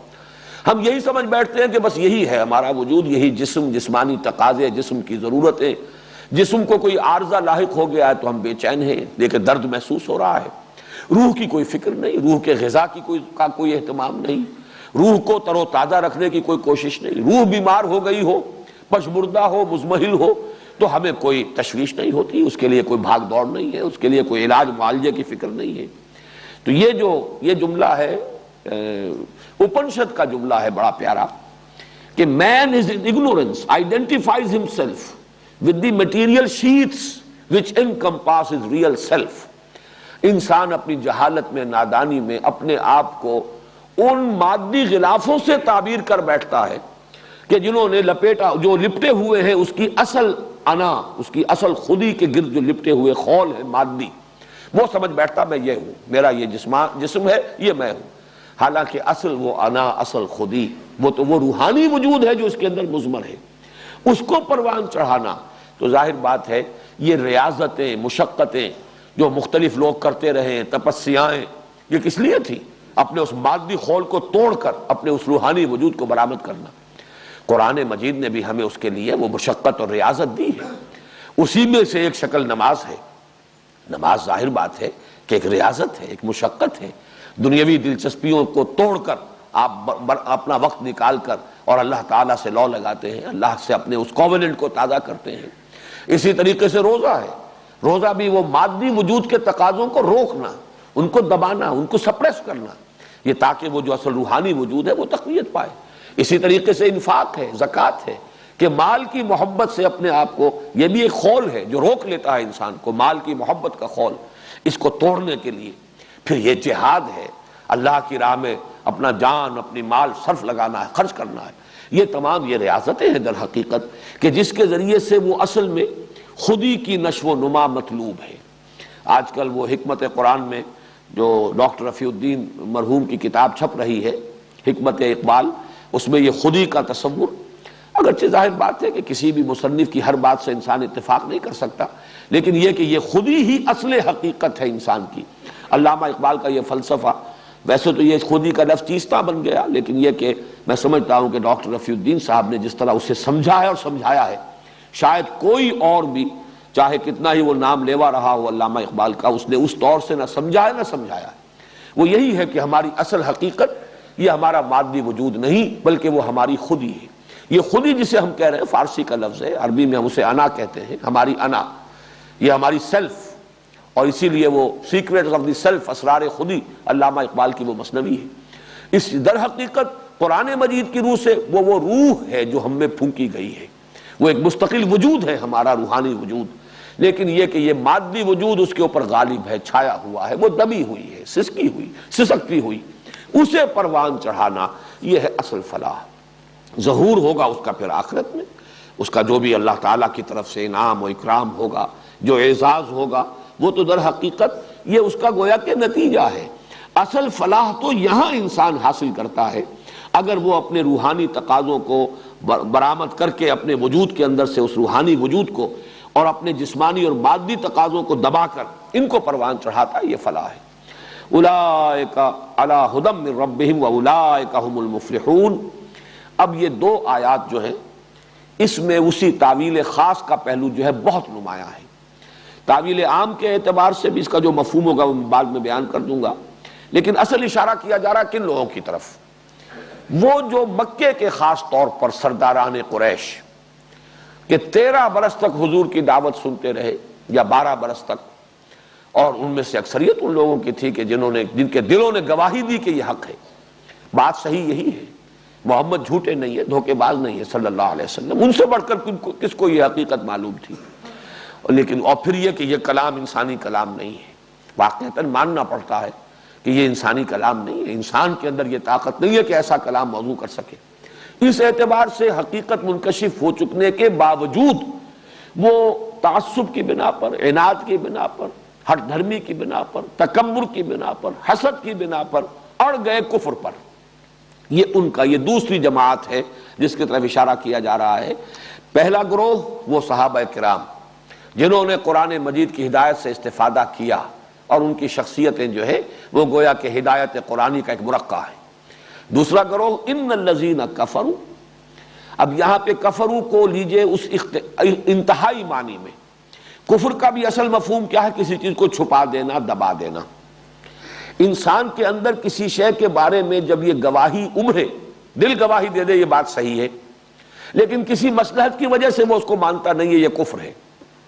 اسی طریقے سے کسی کے احسان کے جواب میں جذبہ شکر ابھرا ہے، لیکن کسی وجہ سے انسان اس کو دباتا ہے، ظاہر نہیں کرتا، زبان سے شکر ادا نہیں کرتا، یہ بھی کفر ہے۔ تو کفر شکر کے مقابلے میں بھی آتا ہے، اس لیے کہ وہ جذبہ جو ہے فطرت انسانی کا، اسے گویا کہ انسان نے دبا دیا، چھپا دیا۔ اور کفر کسی بات کا بھی ہوتا ہے بئی معنی کہ دل نے تو مانا ہے کہ یہ بات صحیح ہے، لیکن میں مان لوں گا تو اس کا مطلب یہ کہ یہ جیت گیا، میں ہار گیا، یہ بازی لے گیا اور میں بازی لوز کر گیا، یا اس کی فوقیت ثابت ہو جائے گی اور میں تو گویا کہ کمتر درجے کا ثابت ہو جاؤں گا۔ اس وجہ سے کسی شے کے حقانیت کے انکشاف کے بعد بھی اس کو رد کر دینا یہ کفر ہے۔ پھر اس میں اڑ جانا، ایسا بھی ہوتا ہے کہ کسی کی طرف سے کفر ہوا ہو، اگرچہ کوئی عصبیت ہے، وہ عصبیت قومی، ہمارے آباء و اجداد کی دین کا دین تھا، یہ ہمارے آباء و اجداد کے عقائد تھے، یہ ہماری جو ہے صدیوں سے چلی آ رہی ہے، یہ رسوم، یہ ہماری ریت ہے، ہم کیسے چھوڑ دیں؟ یہ تعصب جو ہے یہ در حقیقت ہو سکتا ہے کہ کچھ وقت کے بعد دھل جائے، اگر حقانیت کا انکشاف زیادہ ہو جائے تو یہ عصبیت جو ہے آبائی عصبیت یہ ختم ہو سکتی ہے، لیکن جو ذاتی عصبیت ہوتی ہے، اپنا تکبر، اپنی زدم زدہ، جسے قرآن مجید میں شقاق سے کہا گیا ہے، شقاق، ہم فی شقاق، اب وہ زدم زدہ کے اندر مبتلا ہو چکے ہیں، یہ پھر کیفیت وہ ہے کہ یہ زائل نہیں ہو سکتی۔ تکبر، حسد، بغض، عناد، شقاق، اس کے بنا پر جب کفر پر کوئی اڑ چکا ہو تو اب اس کے حق میں کوئی انذار، کوئی اس کو افہام و تفہیم، کوئی سمجھانا، کوئی دلائل سے قائل کرنا سب بے سود ہے، بیکار ہے۔ تو یہ خاص گروہ ہے جس کا کہ یہاں تذکرہ ہو رہا ہے، عام معنی میں نہیں، اس لیے کہ بے شمار لوگ وہ ہیں کہ جو اس کے بعد بھی ایمان لے آئے، مکے میں بھی لوگ ایسے تھے جو بعد میں ایمان لے آئے، کچھ لوگ ہیں کہ جنہوں نے ابتداً انکار کیا، حضرت عمر رضی اللہ تعالی عنہ، ان کا جو انکار اور اعراض تھا میرے نزدیک وہ تعصب یا عصبیت تھی، آبائی عصبیت، آباء و اجداد کے طور طریقوں کے ساتھ ایک عصبیت کی کیفیت، لیکن وہ ذاتی عناد کا معاملہ اگر ہوتا تو وہ معاملہ ابو جہل کا معاملہ ذاتی عناد اور تکبر کا تھا، حسد کا تھا، اس وجہ سے وہ نہیں دھلا۔ اور حضرت عمر رضی اللہ تعالیٰ عنہ کو اگرچہ 6 سال لگ گئے، حضرت حمزہ کا معاملہ یہ تھا کہ اس میں وہ عصبیت بھی نہیں تھی لیکن غفلت تھی، دلچسپی نہیں ہے، کھیل کود میں، سیر شکار میں نکل گئے ہیں اور ہفتوں صحرا کے اندر، جنگلوں کے اندر، وہاں شکار کے اندر لگا رہے ہیں، تو چونکہ ان چیزوں کی طرف کوئی توجہ ہی نہیں تھی تو محض غفلت اس کی وجہ سے دیر لگ جائے، یا اگر تعصب یا عصبیت ہے صرف آبائی رسوم و رواج اور عقائد کی وجہ سے، یہ بھی زنگ جو ہے دھل سکتا ہے، لیکن جہاں ذاتی تکبر اور عناد اور ذاتی شقاق اور زدم زدہ کی کیفیت ہو تو یہ شے زائل ہونے والی نہیں ہوتی۔ اور اس کو جان لیجئے کہ یا تو یہ سرداران قریش میں سے معاملہ تھا اور یا پھر علماء یہود، اسی لیے اکثر مفسرین کی رائے یہ ہے کہ یہاں ان 2 آیات میں انہی دونوں گروہوں کی طرف مکے کے قریش کے زعماء، سرداران، اور مدینے میں یہود کے علماء، ان کے جو مذہبی پیشوا تھے، ان الذین کفروا، یقیناً وہ لوگ جو کفر پر اڑ چکے ہیں، اب یہ ترجمہ کرنا ہوگا، جو کفر پر جم چکے ہیں، جو کفر پر ضد کی بنا پر راسخ ہو گئے ہیں، سواء علیہم انذرتہم ام لم تنذرہم، برابر ہے ان کے لیے، ان کے حق میں، اگرچہ اعلیٰ کا لفظ عام طور پر یہ حرف جار جو ہے یہ مخالفت کے لیے آتا ہے، لیکن حروف جار کے بارے میں یہ اصول جان لیجئے کہ ان میں عدل بدل ہو جاتا ہے، لام کی جگہ اعلیٰ اور اعلیٰ کی جگہ لام، یہ ہو سکتا ہے، اس لیے یہاں پہ اگرچہ لفظ اعلیٰ ہے سواء علیہم، ان پر برابر ہے، یہاں مراد ہے سواء لہم، ان کے حق میں برابر ہے، انذرتہم ام لم تنذرہم لا یؤمنون، خواہ آپ انہیں انذار کریں، ڈرائیں، اور انذار کا لفظی ترجمہ اصل میں ڈرانا نہیں ہے بلکہ خبردار کرنا، وارن کرنا، نذیر کے معنی وارنر، خبردار کرنے والا، آگاہ کر دینے والا۔ آگے اگر کوئی گڑھا ہے اور کوئی نابینا شخص جا رہا ہے اور آپ اسے کہتے ہیں پکار کر کے دیکھنا بھائی آگے گڑھا ہے، تو یہ در حقیقت انذار ہے، یہ تخویف نہیں ہے۔ ہمارے ہاں عام طور پر لفظ انذار کا ترجمہ جو ڈرانا کر دیا جاتا ہے، لیکن حقیقت میں خبردار کرنا، وارن کرنا۔ آپ کتنا ہی انہیں وارن کریں، خبردار کریں، آخرت کی خبر سنائیں، جہنم کی وعیدیں سنائیں، اب ان کے حق میں بالکل یہ برابر ہے، سواء علیہم انذرتہم ام لم تنذرہم لا یؤمنون، خواہ آپ انہیں خبردار کریں اور خواہ آپ انہیں خبردار نہ کریں یہ ایمان نہیں لائیں گے۔ ختم اللہ علی قلوبہم، مہر کر دی ہے اللہ نے ان کے دلوں پر، وعلی سمعہم، اور ان کے کانوں پر، وعلی ابصارہم غشاوہ، اور ان کی آنکھوں پر پردہ ہے۔ یہ جو ختم قلوب کا معاملہ ہے، ختم کا لفظ جو ہے اردو میں بھی جس معنی میں مستعمل ہے، کسی چیز کو ختم کر دینا، پورا کر دینا کسی کام کو، عربی میں بھی اس معنی میں یہ مستعمل ہے، وہ پھر بغیر صلے کے آتے ہیں۔ میں نے اس کو ختمت القرآن، میں نے قرآن مجید کی تلاوت پوری کر لی، یہاں پر کوئی صلہ نہیں آئے گا، لیکن جب صلہ آئے اعلیٰ، ختم اعلیٰ، اس کے معنی ہے کسی شے پر مہر لگا دینا، یعنی کسی چیز کو مہر بند کر دینا، اب اس میں کوئی شے شامل داخل نہ ہو سکے اور وہاں سے کوئی شے نکل نہ سکے، یہ سیل کر دینا جو ہے۔ تو یہ اللہ تعالیٰ نے ان کے دلوں پر سیل کر دیا ہے. ختم اللہ علی قلوبہم وعلی سمعہم، اور ان کے کانوں پر. سمع اگرچہ مصدر ہے لیکن یہ لفظ جو ہے مصدر سے آگے بڑھ کر یہ سماعت کے لیے بھی مستعمل ہوگا، اعلی سماعت جو ہے ہمارا کان، اس کے لیے بھی مستعمل ہوگا، اور جمع کے لیے بھی آئے گا اور واحد کے لیے بھی آئے گا. اللہ نے ان کے کانوں پر بھی مہر کر دی، یہاں مراد کان ہے. اسی طرح وعلی ابصارہم، بصر جو ہے وہ دیکھنا مصدر ہے، اور اسے جہاں دیکھنا بینائی اور اس کے ساتھ ہی دیکھنے والی شے یعنی آنکھ، اور ابصار جو ہے جمع کے صیغے میں آیا ہے آنکھوں کے لیے. ان کی آنکھوں پر پردے پڑے ہوئے ہیں، اللہ نے مہر کر دی ہے ان کے دلوں پر اور ان کے کانوں پر، اور ان کی آنکھوں پر پردے پڑے ہوئے ہیں. وعلی ابصارہم غشاوۃ وَلَهُمْ عَذَابٌ عَظِيمٌ، اور ان کے لیے ہے بہت بڑا عذاب. اب یہ ختم قلب جو ہے اس کے بارے میں بھی کچھ عرض کر دوں کہ اس میں بھی وہ ستیارتھ پرکاش کے مصنف کو تو یقیناً اس پر بھی اعتراض ہوا ہوگا، جب اللہ ہی نے مہر کر دی تو ان کا قصور کیا ہے؟ اللہ نے مہر کر دی، ہدایت ان کے دلوں میں داخل ہو نہیں سکتی، تو پھر ان کی مذمت کس بات پر؟ ان کا قصور کیا ہے؟ تو یہ بھی قاعدہ جو قرآن مجید میں تفصیل سے آیا ہے وہ یہ ہے کہ جب لوگوں کے اندر یہ ضد اور عناد اور ہٹ دھرمی یا تعصب، تکبر، یہ چیزیں جب پیدا ہو جائیں اور اس کی وجہ سے جب اعراض کرتا ہے انسان، تو شروع میں تو وہ اس شے کو حق سمجھ کر اعراض کرتا ہے،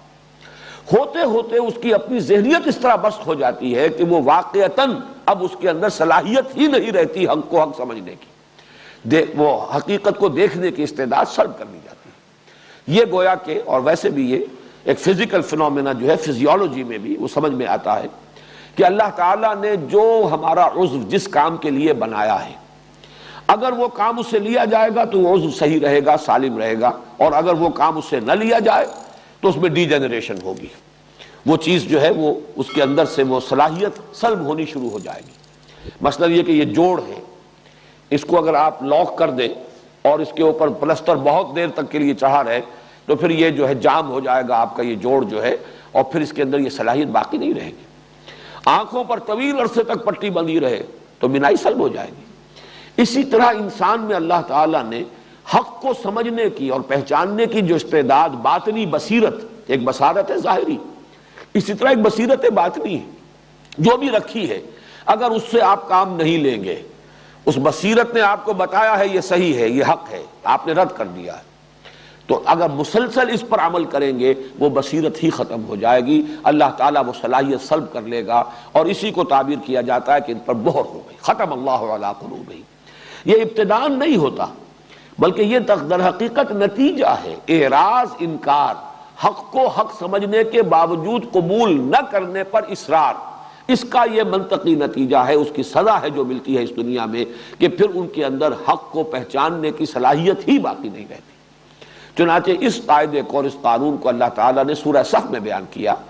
فلما زاغوا ازاغ اللہ قلوبہم.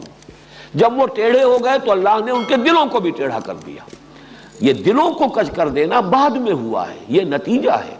جب وہ ٹیڑھے ہوئے، فلما زاغوا ازاغ اللہ قلوبہم واللہ لا یہدی القوم الفاسقین، جب وہ کج ہو گئے، ٹیڑھے ہو گئے، تو اللہ نے ان کے دلوں کو بھی کج کر دیا، ٹیڑھا کر دیا. اور اللہ ایسے فاسقوں کو، گویا کہ یہاں لفظ جو ہے محذوف ہے، زبردستی ہدایت نہیں دیتا.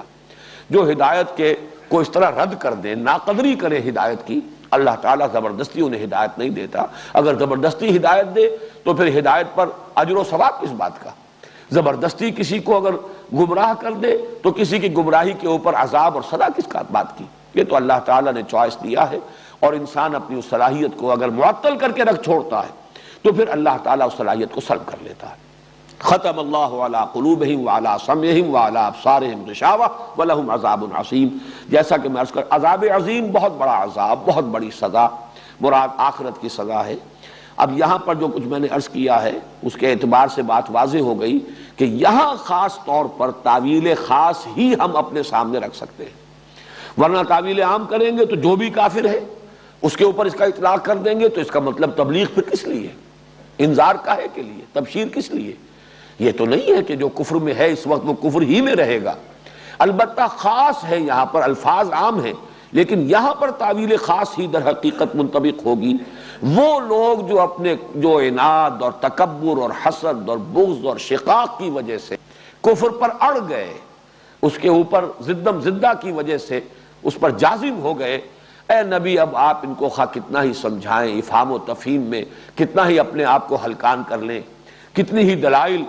دلائل و براہین جو ہیں اس کی روشنی ان کے سامنے لے آئیں، یہ اب ماننے والے نہیں ہیں۔ اللہ تعالیٰ نے ان میں سے وہ صلاحیت ہی سلب کر لی ہے، اور ان کے دلوں کے اوپر کہیں قرآن مجید میں طبع اللہ کا لفظ آتا ہے، اللہ نے ان کے اوپر مہر لگا دی ہے، ٹھپا لگا دیا ہے، اور کہیں یہ کہ ختم اللہ علی قلوبہم وعلی سمعہم، اللہ نے ان کے دلوں پر اور ان کے آنکھوں پر، ان کے کانوں پر مہر لگا دی ہے۔ اسلوب ذرا سا مختلف کیا گیا آنکھوں کے لیے، آنکھوں پر پردے ہیں، اس لیے کہ آنکھ صرف سامنے دیکھتی ہے، جو فیلڈ آف ویژن ہے وہ ہمارا محدود ہے، تھوڑا دائیں تھوڑا بائیں، لیکن کان اور دل کا معاملہ یہ در حقیقت یہ کسی خاص سمت سے اس کا معاملہ نہیں ہے، آواز کسی بھی سمت سے کان میں آ جائے گی۔ اسی طریقے سے دل جو ہے، اصل دل ہمارا، یہ دل صرف یہ دل نہیں کہ جو بلڈ کو پمپ کرنے والا ہے، بلکہ وہ جو معنوی حقیقت ہے انسان کی، جو مسکن ہے روح کا، یہ بھی اس کے لیے بھی کوئی خاص سمت نہیں ہے کہ اسی سے اس کو کوئی خبر پہنچ رہی ہو اور معلومات پہنچتی ہو، بلکہ یہ کہ وہ بھی چونکہ ہر طرف سے اس کے اندر جو ہے حقائق کا ادراک اور شعور ہو سکتا ہے، اس اعتبار سے وہاں لفظ استعمال کیا ختم۔ اور آنکھ کے لیے چونکہ وہ سامنے ہی کی چیز ہے، ایک ہی سمت میں انسان دیکھتا ہے، اس لیے وہاں پردہ لیا ہے۔ ختم اللہ علی قلوبہم وعلی سمعہم وعلی ابصارہم غشاوہ ولہم عذاب عظیم۔ میں چند منٹ آپ کے اور لوں گا آج، کل پھر ہم اس کی تلافی کر لیں گے۔ یہ ہے کچھ وقت میں جی تو ٹھیک ہے۔ ان آیات کے لیے جو مصنف ہے قرآن مجید میں وہ سورہ یاسین کی ابتدائی آیات ہیں، میں صرف چاہتا ہوں کہ وہ بھی آپ کے سامنے آ جائیں تاکہ تقابل ہو جائے ان آیات کا جو آج ہم نے پڑھی ہے اور سورہ یاسین کی ابتدائی آیات۔ یاسین والقرآن الحکیم انک لمن المرسلین علی صراط مستقیم۔ اب یہاں لفظ صراط خاص طور پر،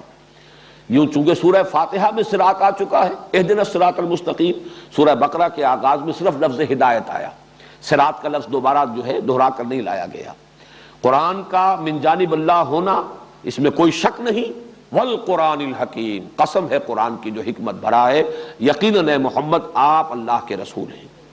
تنزیل العزیز الرحیم لتنذر قوم ما انذر آباؤہم فہم غافلون لقد حق القول علی اکثرہم، ان میں سے اکثریت پر اللہ کا حق، اللہ کا فیصلہ جو ہے وہ نافذ ہو چکا ہے۔ حق القول علی اکثرہم یعنی اللہ تعالیٰ کا وہ قانون جو ہے کہ جو مسلسل اپنے ضد اور تکبر کی بنا پر حق سے اعراض کرے گا اس کے اندر سے صلاحیت سلب کر لی جائے گی، وہ قانون جو ہے ان کے اوپر منطبق ہو چکا ہے، یہ اس کی زد میں آ چکے ہیں۔ لقد حق القول علی اکثرہم فہم لا یؤمنون انا جعلنا فی اعناقہم اغلالا فہی الی الاذقان فہم مقمحون، ہم نے ان کی گردنوں میں طوق لٹکا دیے ہیں اور وہ ان کے ٹھوڑیوں تک آئے ہوئے ہیں، جس کی وجہ سے کہ ان کی گردنیں الل گئی ہیں پیچھے کی طرف۔ یہ گویا کہ مانن اشارہ ہو رہا ہے تکبر میں گردن اکڑ جاتی ہے۔ یہ جو گردنیں اکڑی ہوئی ہیں ابو جہل کی اور اسی طریقے سے اور جو دوسرے عقبہ ابن ابی معیط کی، اصل میں تمہیں نظر نہیں آ رہا، ان کے گلے میں، ان کی گردنوں میں ہم نے طوق ڈال دیے ہیں، اور وہ طوق بھی اتنے ہیں کہ ان کی ٹھوڑیوں تک پہنچے ہوئے، جس کی وجہ سے کہ ان کی گردنیں اکڑی ہوئی ہیں اور سل الل گئے ہیں۔ وَجَعَلْنَا مِن بَيْنِ أَيْدِيهِمْ سَدًّا وَمِن خَلْفِهِمْ سَدًّا، ہم نے ان کے سامنے بھی دیوار حائل کر دی ہے، رکاوٹ کھڑی کر دی، اور پیچھے بھی، یعنی سامنے کے حقائق نظر نہیں آ رہے اور پیچھے کی جو تاریخ ہے انسانی۔ اب یہ ہے جو سورہ یاسین، یہ مکی صورت ہے، اور مکی صورتوں میں یہ سارے مضامین تفصیل سے آئے ہیں، انبیاء اور رسل کے حالات و واقعات، وہ ان کی خبریں، وہ تاریخ، تو ان سب میں سے کسی سے بھی وہ سبق حاصل کرنے کو تیار نہیں۔ فَأَغْشَيْنَاهُمْ فَهُمْ لَا يُبْصِرُونَ، اب ہم نے ان کو ہر طرف سے ڈھانپ دیا ہے اور یہ دیکھ نہیں رہے۔ اب وہ الفاظ آ گئے وَسَوَاءٌ عَلَيْهِمْ أَأَنذَرْتَهُمْ أَمْ لَمْ تُنذِرْهُمْ لَا يُؤْمِنُونَ، بالکل برابر ہے ان کے حق میں یا ان پر کہ آپ ان کو خبردار کریں یا نہ کریں، یہ ایمان نہیں لائیں گے۔ انما تنذر من اتبع الذکر وخشی الرحمن بالغیب، یہ دیکھیے بالغیب پھر آیا۔ اے نبی آپ تو خبردار کر سکتے ہیں انہی کو جو ذکر کی پیروی کرے، جو یاد دہانی آئی ہے اسے قبول کرے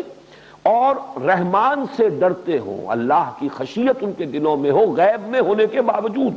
فبشرہ بمغفرۃ واجر کریم، تو ایسے انسان کو اے نبی آپ بشارت دیجئے مغفرت کی اور اجر کریم کی۔ اللہم ربنا اجعلنا منہم، اللہم ربنا اجعلنا منہم، آمین یا رب العالمین۔